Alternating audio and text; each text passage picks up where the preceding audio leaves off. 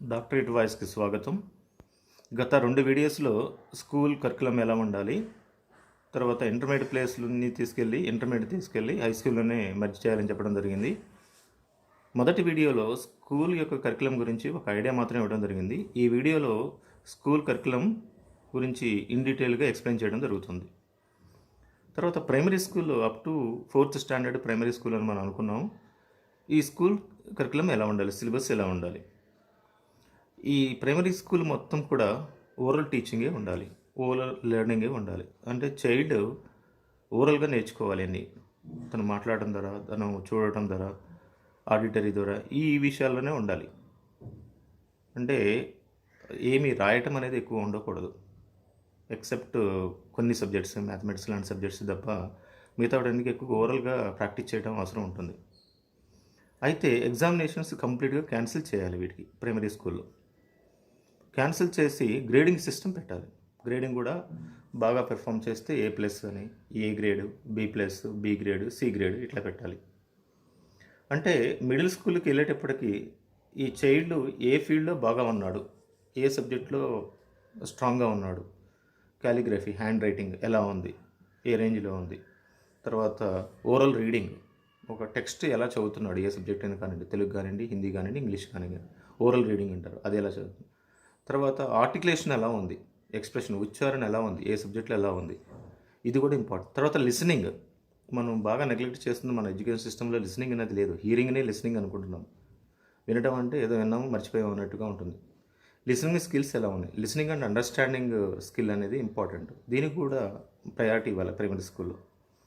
అంటే ప్రైమరీ స్కూల్లో ఏమేమి టెక్స్ట్ బుక్స్ పెట్టాలి, మ్యాథమెటిక్స్, దీంతోపాటుగా యాప్టిట్యూడ్, తర్వాత visual learning, next reading, oral reading, తర్వాత calligraphy, hand writing in 3 languages or 2 languages, whatever it may B.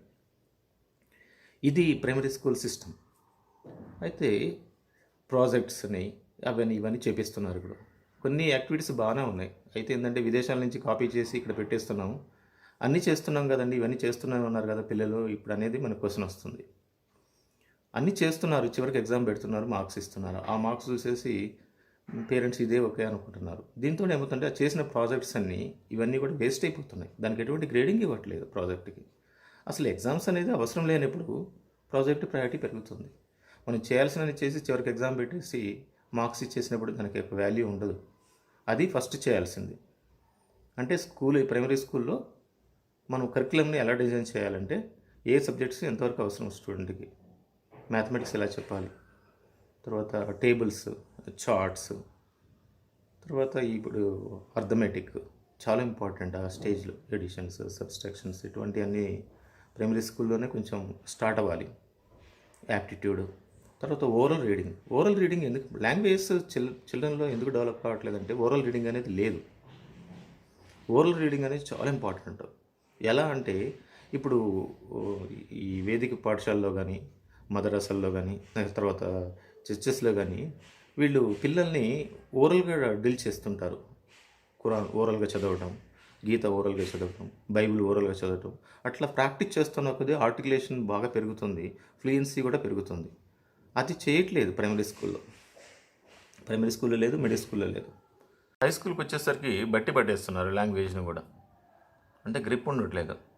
కాబట్టి ప్రైమరీ స్కూల్లోనే లాంగ్వేజ్ మీద కొంచెం ప్రొఫిషియన్సీ పెరిగేటట్టుగా ఓరల్ రీడింగ్, తర్వాత ఫ్లూయెన్సీ, ఆర్టికులేషను, వీటి మీద ఫోకస్ చేస్తే బాగుంటుంది. ఇదంతా ప్రైమరీ స్కూల్లోనే చేయాలి.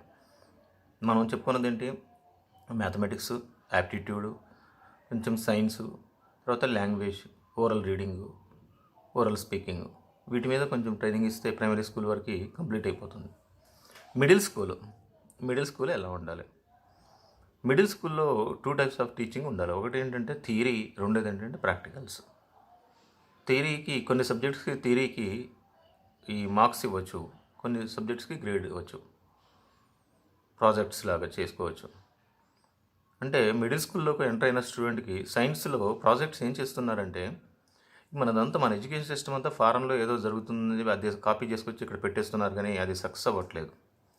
కారణం ఏంటంటే మన ఎన్విరాన్మెంట్కి సంబంధించిన ఇష్యూస్ మీద మన పరిస్థితులకు సంబంధించినటువంటి ఇష్యూస్ మీద మనం ట్రైనింగ్ ఇవ్వట్లేదు. చైనీస్ చేసింది అదే. ప్రపంచాన్ని ఏం పట్టించుకోలే వాళ్ళు. వాళ్ళు స్థానికంగా ఏదైతే డెవలప్ చేయాలనుకుంటో దాని మీద ఫోకస్ చేశారు. Small scale industries, medium scale industries బాగా ఫోకస్ చేశారు. అదంతా స్కూల్ కరికులంనే డిజైన్ చేసుకున్నారు, స్కూల్ కాలేజ్ కరికులంను. మనం అది చేయట్లేదు. ప్రాజెక్ట్ అంటే ఎక్కడో బుక్ స్టాల్కి వెళ్ళి మెటీరియల్ తీసుకొచ్చేసి టకటక ప్రాజెక్ట్ చేయించడం, అయిపోయింది అనిపించడం, ఒక ప్రాజెక్ట్ ఎక్స్పో పెట్టడం, దాన్ని ఏదో అడావుడి చేయడం, తర్వాత దాన్ని పక్కన పడేయటం. ఇది కాదు. ప్రాజెక్ట్ అంటే ఎలా ఉండాలి? ఇప్పుడు వాటర్ ప్లాంట్స్ ఉన్నాయి. వాటర్ ప్లాంట్ ఎలా రన్ అవుతుంది? నెక్స్ట్ చిన్న చిన్న ప్రాజెక్ట్స్, ఒక సోప్ ఎలా తయారు చేస్తున్నారు, ఇట్లాంటి ఇవి ప్రాజెక్ట్స్గా తీసుకోవాలి. స్మాల్ స్కేల్ ఇండస్ట్రీస్ పనికొచ్చేయండి. ఒక చైల్డ్ మిడిల్ స్కూల్ నుంచి బయటకు వచ్చాడంటే వాడు సొంతంగా ఒక స్మాల్ స్కేల్ ఇండస్ట్రీ పెట్టుకునే స్థాయికి వస్తాడు, మనం ప్రాపర్గా ట్రైనప్ చేస్తే. ఇది పెట్టాలి. మ్యాథమెటిక్స్ ఎట్లాగా ఉంటుంది, రీజనింగ్ ఎట్లాగా ఉంటుంది, మిగతా సైన్స్ కొంత చెప్తాం మనం. తర్వాత ఇక జోగ్రఫీ అని అవన్నీ సబ్జెక్ట్స్, ఎకనామిక్స్ ఇవి ఉంటాయి. వీటితో పాటుగా కొన్ని ప్రాజెక్ట్స్ అనేవి రియల్ లైఫ్కి, రియల్ సొసైటీకి ఉపయోగపడే ప్రాజెక్ట్స్. తర్వాత మిడిల్ స్కూల్లో ఒక ముఖ్యమైన సబ్జెక్టు హెల్త్ సైన్స్ అనేది ఒకటి పెట్టాలి. ప్రైమరీ హెల్త్ సైన్స్ మిడిల్ స్కూల్లో స్టార్ట్ అవ్వాలి. అది ఈవెన్ 8th నుంచే స్టార్ట్ అవ్వాలి. మిడిల్ స్కూల్ అంటే 5th నుంచి స్టార్ట్ అవ్వాలి. 5th, 6th, 7th అనుకున్నాం కదా, 8th. ఈ 4 ఇయర్లో చైల్డ్కి అసలు ప్రైమరీ హెల్త్ ఎలా ఉంటుంది, దానికి కావాల్సిన ఏంటి, ఒక దెబ్బ తగిలినప్పుడు బ్యాండేడ్ వేయటం ఎలా, ప్రైమరీ ఇది ప్రికాషనరీ మెషర్స్. తర్వాత ఏ ట్యాబ్లెట్ దేనికి పనికి వస్తుంది. చాలా డిసీజెస్ 60-70% డిసీజెస్ ఈ పిహెచ్సిస్ అంటున్నాం మనం, ప్రైమరీ హెల్త్ సెంటర్స్. అది చిన్నప్పటి నుంచే చిల్డ్రన్కి ట్రైనప్ చేస్తే వాళ్ళలో కాన్ఫిడెన్స్ పెరుగుతుంది, ఒక రకమైన అవేర్నెస్ క్రియేట్ అవుతుంది. ప్రతి చిన్న విషయానికి టెన్షన్ పడిపోరు వాళ్ళు. చిన్న చిన్న విషయాల్లో వాళ్ళే దాన్ని క్యూర్ చేసుకోగలుగుతారు. దీనికి గ్రేడింగ్ ఇచ్చామనుకోండి, ఇంట్రెస్ట్ ఉన్న వాళ్ళు హై స్కూల్లో ఇదే మేజర్ సబ్జెక్ట్గా తీసుకోవచ్చు. ఇది మిడిల్ స్కూల్ యొక్క స్ట్రక్చర్. అంటే థియరీతో పాటు, మార్క్స్తో పాటు, తర్వాత గ్రేడింగ్ సిస్టము. లాంగ్వేజెస్కి ఎక్కువగా grading than marks. Mathematics, science ఇది లాజిక్ కాబట్టి వీటికి మార్క్స్. అంటే అన్నిటికీ ఒకే రకంగా మార్క్స్, లేకపోతే అన్నిటికీ గ్రేడింగ్ ఇవ్వడం అనేది కరెక్ట్ కాదు. ఈ మ్యాథమెటికల్ రిలేటెడ్ సబ్జెక్ట్స్కి మార్క్స్ ఇచ్చేసి, అదే సోషల్ సైన్సెస్, లేకపోతే ప్రాజెక్ట్స్, లేకపోతే లాంగ్వేజెస్, ఇటువంటి వాటికి గ్రేడింగ్ ఇస్తే బాగుంటుంది. దీంతోపాటు సైకాలజీ ఒక సబ్జెక్టు, అదే కంటిన్యూ అవుతుంది. ప్రైమరీ స్కూల్లో స్టార్ట్ చేసాము, తర్వాత ఇది కంటిన్యూ అవుతుంది. ఇది ఒకటి. తర్వాత మిడిల్ స్కూల్లో మెయిన్ చేయాల్సింది ఏంటంటే, ఒక లాంగ్వేజ్, ఎస్పెషల్లీ ఒక నావెల్ని షార్టన్ చేసి, ప్రిస్క్రైబ్ చేసి, ఆ స్టూడెంట్ని ఓవరాల్గా రీడ్ చేసి దాన్ని అండర్స్టాండ్ చేసుకోవడం వస్తే చాలా ఇంపార్టెంట్. సాహిత్యం అనేది సమాజానికి చాలా ఇంపార్టెంట్. నేను స్కూల్లో ఉన్నప్పుడు, 8th ఉన్నప్పుడు డేవిడ్ కవర్ఫీల్డ్ ఉండేది, నావెల్ ప్రిస్క్రైబ్డ్. తర్వాత అడ్వెంచర్స్ ఆఫ్ టామ్ స్క్వైర్ ఉండేది 9th. 10th merchant of Venice ఉండేది. ఇటువంటి సిలబస్ అప్పుడు ఫ్రేమ్ చేశారు. ఇప్పుడు అంతా గ్రామర్ అని చెప్పేసి, లాంగ్వేజెస్ అనేసరికి కమ్యూనికేషన్ అని చెప్పేసి బాగా ఎక్కువగా ఫోకస్ చేసేసి అసలు లాంగ్వేజ్ మీద గ్రిప్ లేకుండా పోతుంది. ఇది కరెక్ట్ కాదు. ఈ సబ్జెక్ట్స్ మీద ఎక్కువగా ఫోకస్ చేసుకుంటూ వస్తే మిడిల్ స్కూల్ అయిపోతుంది. ఈ మిడిల్ స్కూల్లో థియరీ ప్లస్ ప్రాక్టికల్స్, తర్వాత ప్రాజెక్ట్స్. ఇప్పుడు ఒక ఇష్యూ మీద ఒక మార్కెట్లో స్టడీ చేసి ఒక ప్రాజెక్ట్ సబ్మిట్ చేస్తాడు స్టూడెంట్. ఆ ప్రాజెక్ట్కి గ్రేడింగ్ ఇవ్వటం, లేకపోతే ఒకటి స్మాల్ స్కేల్ ఇండస్ట్రీ ఎలా చేయాలి అనేది చేస్తారు. దాని మీద ఒక ప్రాజెక్ట్ సబ్మిట్ చేస్తాడు, ఒక థియరీ, దానికి గ్రేడింగ్ ఇవ్వటం.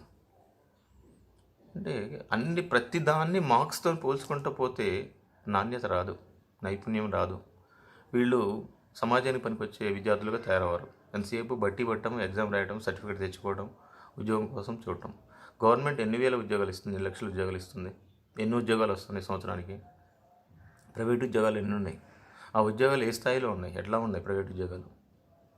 కాబట్టి ఇప్పుడు పూర్తిగా మనం సిలబస్ మార్చేసి, ఫ్రేమ్ చేసి, స్టూడెంట్ భవిష్యత్తుకు ఉపయోగపడే సిలబస్ పెడితే తప్ప రాబోయే రోజుల్లో అన్ఎంప్లాయ్మెంట్ కానీ, ఇట్లాంటి అన్స్కిల్డ్ పీపుల్ అనేది బాగా డెవలప్ అవుతారు.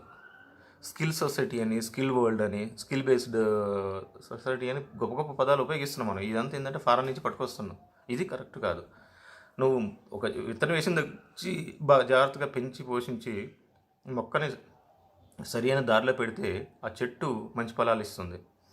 అలా కాకుండా ఒకేసారి చెట్టు అయిన తర్వాత నేను మార్చేస్తాను అంటుంది మన వ్యవస్థ. ఇది కరెక్ట్ కాదు. ఎడ్యుకేషన్ అనేది బాటంలో చాలా పెద్దగా ఉండాలి, పైకి పోయిన కొద్దీ ఇట్లా తగ్గుతూ ఉండాలి. మన దగ్గర ఏమందంటే కిందనేమో తక్కువ ఉంది, పైకి వెళ్ళిన తర్వాత కొద్దీ ఎక్కువ ఉంది. హైయర్ ఎడ్యుకేషన్కి వెళ్ళే వాళ్ళు ఎక్కువ ఉన్నారు, ప్రైమరీ ఎడ్యుకేషన్లోనేమో అంత ప్రయారిటీ ఇవ్వట్లేదు. ఇది కరెక్ట్ కాదు. ఇది మారాల్సిన అవసరం ఉంది. ఈ స్ట్రక్చరే మార్చుకోవాల్సిన అవసరం ఉంది. ఈ మిడిల్ స్కూల్లో సిలబస్ని కరెక్ట్గా డిజైన్ చేసి స్టూడెంట్స్కి అనుకూలంగా లోకల్ టీచర్స్ కొంత సిలబస్ ఫ్రేమ్ చేస్తారు. తర్వాత ఎక్స్పర్ట్స్, మనం ఇంతకుముందు చెప్పుకున్నాం, ప్రొఫెసర్స్, మేధావులు, వాళ్ళు చేస్తారు కొంత సిలబస్. అది కొంచెం పెట్టవచ్చు, ప్రాబ్లం లేదు. అది తీరిగా పెట్టండి. ప్రాక్టికల్స్ ఇవన్నీ కూడా local teachers, local school managements వాళ్ళు డిసైడ్ చేస్తారు. ఇది మిడిల్ స్కూల్. తర్వాత హై స్కూల్ సిలబస్ ఎలా ఉండాలి? థర్డ్ది high school syllabus. High school syllabus ఎలా ఉండాలి? First theory. మనం ఫస్ట్ రోజు చెప్పుకున్నాం, హై స్కూల్ సిలబస్ అంతా కూడా యూనివర్సిటీ ప్రొఫెసర్స్ వచ్చి క్లాసులు చెప్పాలి అని, మ్యాథమెటిక్స్ ఇన్ డిఫరెంట్ వేస్. తర్వాత ఆనంద్ కుమార్, సూపర్ 30 ఆనంద్ కుమార్ అన్నారు, అలాంటి వాడు. తర్వాత శ్రీనివాస రామానుజన్, వాళ్ళు ఏం చెప్పారు మ్యాథమెటిక్స్లో, శ్రీనివాస రామానుజన్ చేసిన యొక్క ఎక్స్పెరిమెంట్స్ ఏంటి, అటువంటి పెట్టాలి. శ్రీనివాస రామానుజన్ యొక్క మ్యాథమెటిక్స్, తర్వాత శకుంతలాదేవి యొక్క వేదిక మ్యాథమెటిక్స్, ఇటువంటివన్నీ పెట్టాలి. ఈ పెడితే వాళ్ళకి స్టూడెంట్స్కి ఏంటంటే మ్యాథమెటిక్స్ అంటే కేవలం ఇది ఎగ్జామ్ రాయటం కోసం కాదు, మ్యాథమెటిక్స్లో ఇంకా చాలా ఉంది మనం నేర్చుకోవాల్సిందని తెలుస్తుంది. ఇది మ్యాథమెటిక్స్ సంబంధించింది.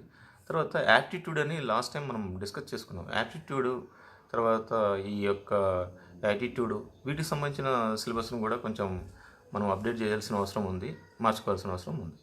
సైన్స్ మనం ఏం చేస్తున్నామంటే ఈ బాటనీ వేరు, జువాలజీ వేరు ఎట్లా పెడతాం, అలా కాదు. బయాలజికల్ సైన్సెస్ ఒకటి, ఫిజికల్ సైన్సెస్ ఒకటి, రెండు.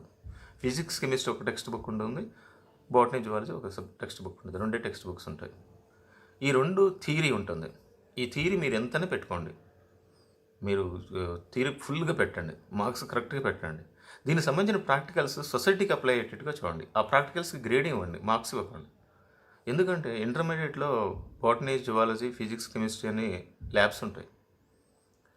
గవర్నమెంట్ కాలేజీలో కొంతవరకు మార్క్స్ కరెక్ట్గా ఇస్తున్నారేమో, కానీ ప్రైవేట్ కాలేజీలో 30కి 30 వచ్చేస్తాయి. ఎన్ని ఉంటే అన్ని 100% వచ్చేస్తాయి. వాడు కనీసం ఒక రోజు కూడా ఎక్స్పెరిమెంట్ చేయడు. మరి ఆ మార్క్స్ తీసుకెళ్ళి ఎంసెట్లో కలుపుతున్నారు 20% వెయిటేజ్. ఎంత డ్రాబ్యాక్ అంటే అది. అందుకే నేను కార్పొరేట్ కాలేజెస్ వద్దన్నది. కార్పొరేట్ కాలేజెస్ ఏం చేస్తున్నాయి, లాస్ట్ డే తీసుకెళ్ళేసి స్టూడెంట్ని ఎక్స్పెరిమెంట్ చేపిస్తున్నాయి. అంటే ఎన్ని మార్క్స్ 30కి 30 ఎట్లా వస్తాయి ప్రాక్టికల్స్, నాకు ఎంతవరకు అర్థం కాదు. అది ఇంపాసిబుల్. మీరు ఒకసారి లాస్ట్ 10 years నుంచి చెక్ చేస్తే ప్రాక్టికల్స్ స్టూడెంట్స్కి ఎన్ని మార్క్స్ వస్తున్నాయి, ఆ మార్క్స్ వెయిటేజ్ ఎలా ఇస్తున్నారు. కాబట్టి ప్రాక్టికల్స్కి అసలు గ్రేడింగ్ ఇచ్చేసి అది సొసైటీకి అప్లికేబుల్ అయ్యేట్టుగా చేస్తే అది యూజ్ అవుతుంది.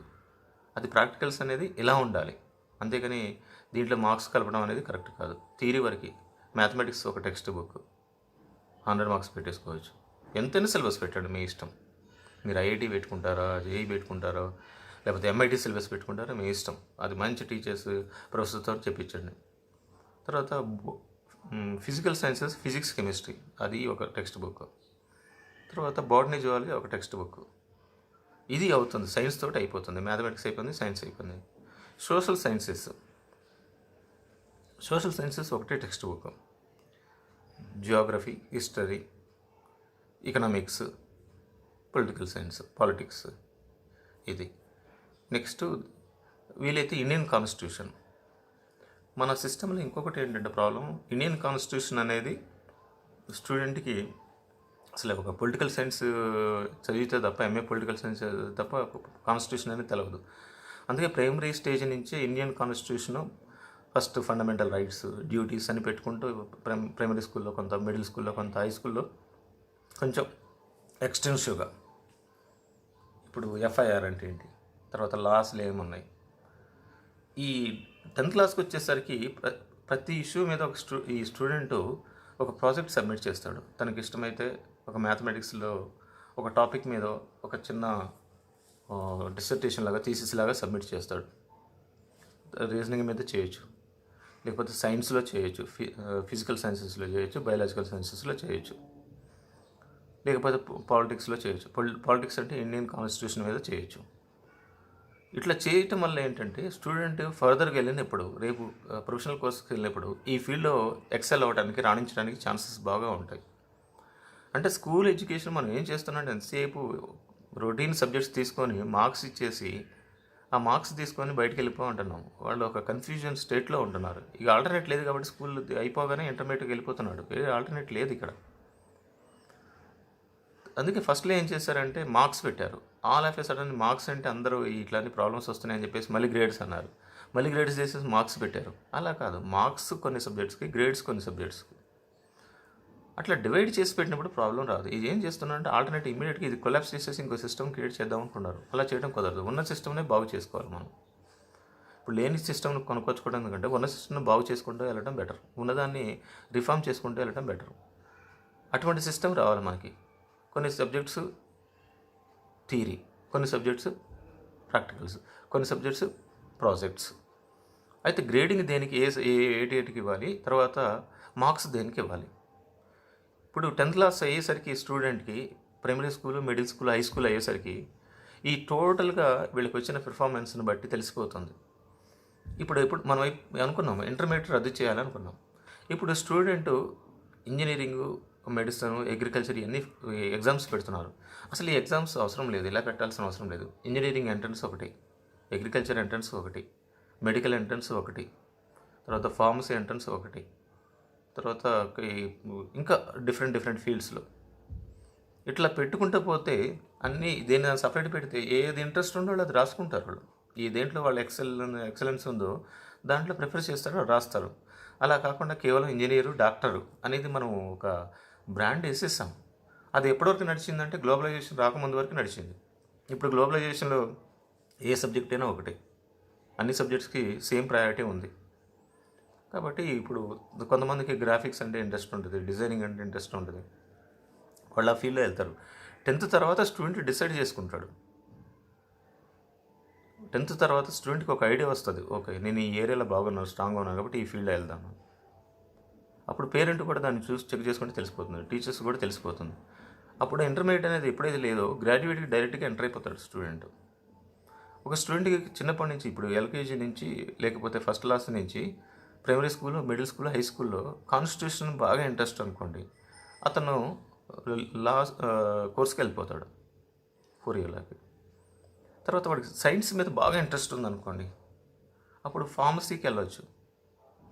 నెక్స్ట్ ఈ మొక్కల మీద, ఈ ట్రీస్ మీద ఇంట్రెస్ట్ ఉంది బాటనీకి వెళ్ళొచ్చు. యానిమల్స్ మీద ఇంట్రెస్ట్ ఉంది, వాటి మీద సెర్చ్ చేయాలనుకోండి జువాలజీకి వెళ్ళొచ్చు.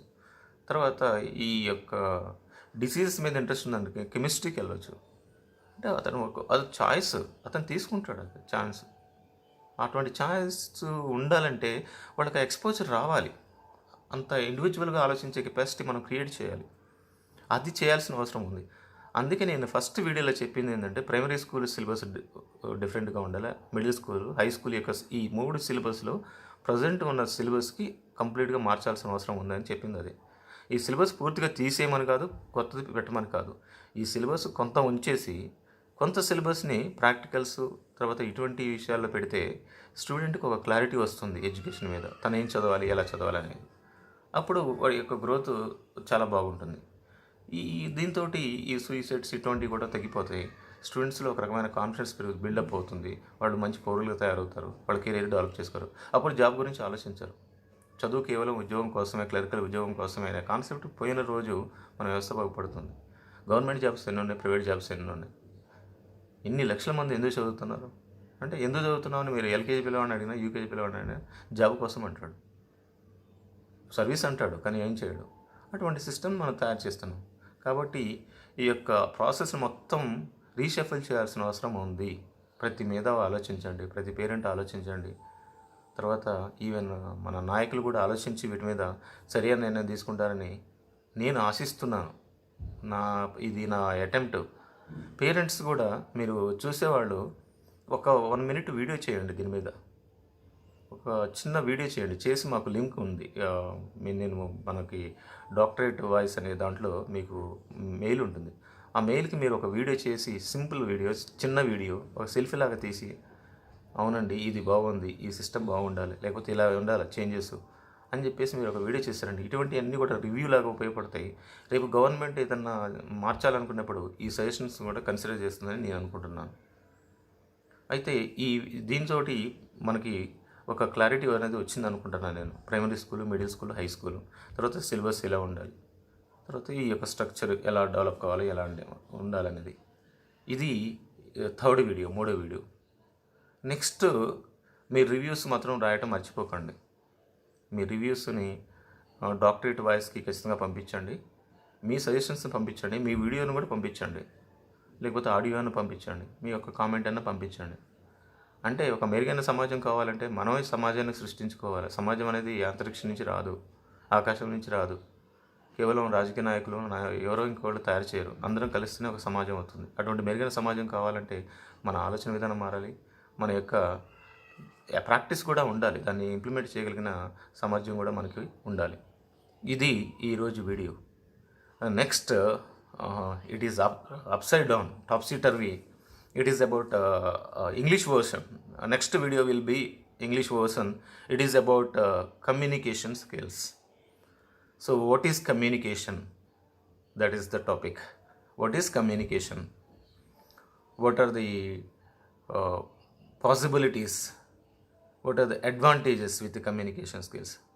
What are the drawbacks with communication skills? How to enhance your communication skill? How to improve your communication skill? That will be our next video. Try to watch it, observe it, enjoy it. Students, especially those who are willing to improve their communication skills, they have been asking me for several months, years, sir, how can I improve my communication skill? So next video will be very useful, very purposeful to you.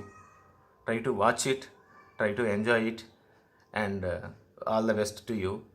And this is about school education curriculum, primary school, middle school, high school. So how a school should be, not how a school should not be. We are having how a school should not be, but actually we need a good school means how a school should be. Thank you very much. All the best.